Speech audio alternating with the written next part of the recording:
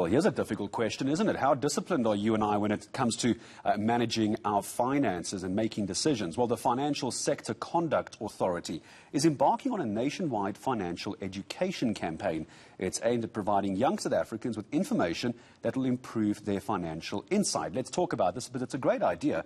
FSCA My Money Campaign, the sector's head of department for Consumer Education, Lyndwill Clarke, joining us from Pretoria. Lyndwill, good morning to you. And I know there's a lot of issues to discuss as far as finances are concerned. This is a great idea, the My Money campaign. I do have to ask, though, why aren't we being taught this in school? Because right now it seems like we're trying to teach South Africans how to manage their money when they've already been so bad at doing it over the past few years. Great idea, though.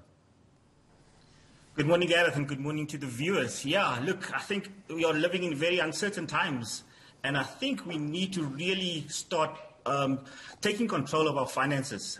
We've been trying to get financial education into the schools, and we've succeeded to a certain extent at the levels of the intermediary phase, where learners are learning around about their personal finances in terms of financial literacy.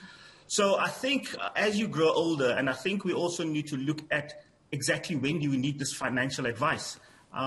It's a point of, in terms of the Financial Sector Conduct Authority being proactive and preemptive during this campaign, where we, especially during this uncertain time of lockdowns, of people losing their jobs, of businesses not able to pay their employees, we're trying to tell consumers to be very careful about how they manage their money. Take stock. Make sure that you talk to those that you owe money to, your creditors and your debtors, and make sure that you know how much money you have to actually spend.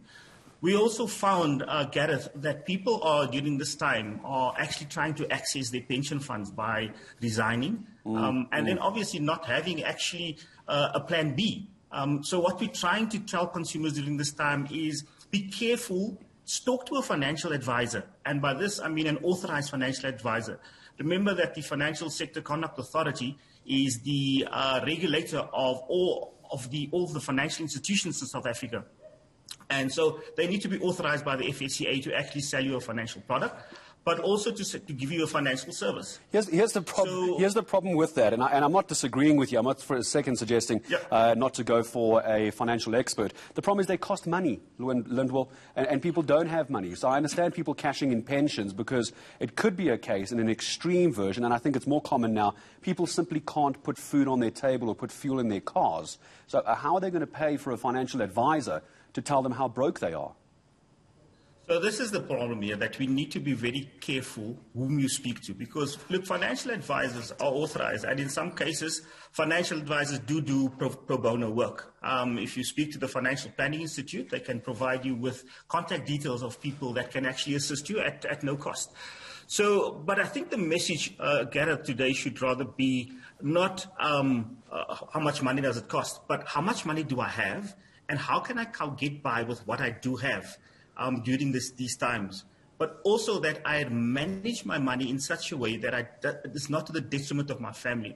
We're all living in this lockdown period where we're not sure what's going to happen in the future. So any financial decision you'd make right now is going to impact in the next few years.